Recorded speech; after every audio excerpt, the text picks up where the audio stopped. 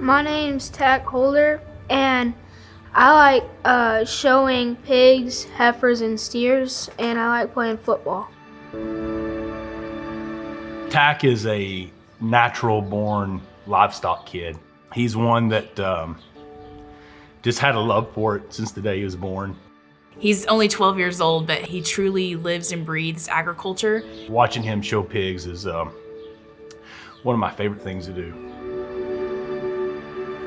The day of the accident, it was a Tuesday evening, and I was cooking supper. The kids were out feeding. So I feed my cattle, and I put the empty feed sacks in the burn pit. So I was starting a burn pit like I do every night, and there was an aerosol can in there, and it blew up. I was actually in Fort Worth when it all happened, and I got a phone call, and she's like, hey, we were feeding, and Tack had an accident. And after she got that out, she goes, we're heading to the emergency room, and she just broke down. A lot of thoughts were going through my mind when that was going on. When he first came in, obviously a very traumatic event.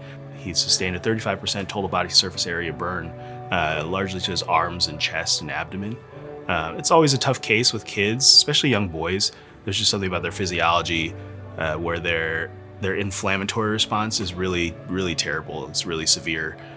So getting past that first part is always the difficult part, and then you've got the long run after that where you have to get the dead skin off, you have to do skin grafts. I was in the hospital for a month and then moved to rehab for 10 days. In that time, we had Dr. Pang, Dr. Stash, Dr. Griswold, and even the resident doctors, Dr. Hunt and Dr. Brown, were just amazing.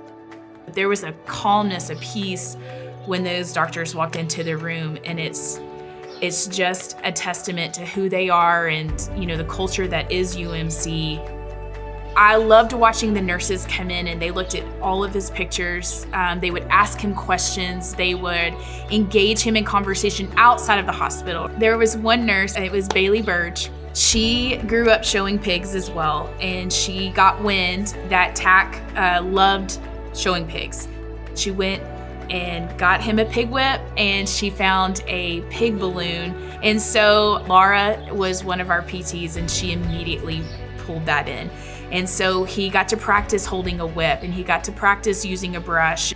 We had a little pig show, and it helped with my wrist a lot and like stretching the skin and stuff. It made me feel good, and I was just happy that they did do that. Another thing that always stood out to me from the nursing standpoint was he had wound care every day. There was a nurse there, Eric.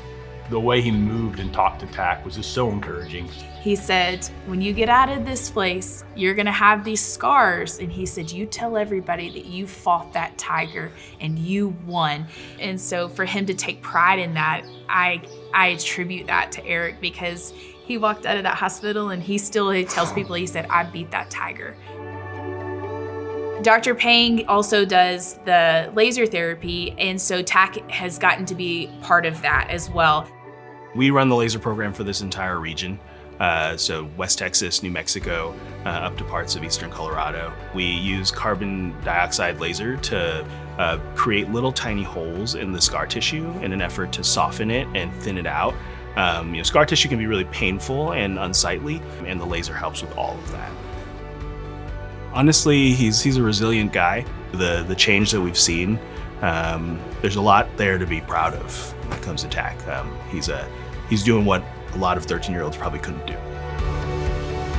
Just the whole experience was just exceptional. And I tell everybody, firm believer, everything happens for a reason. And I believe that God picked him to tell this story, that there is good, there is people out there that care.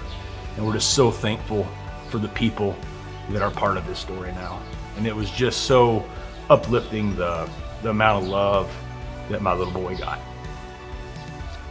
It's been a joy to watch him getting back to do what he loves, showing his livestock, and getting to go to summer workouts this summer, because he gets to move into middle school football, and he's pumped about that, and we are too.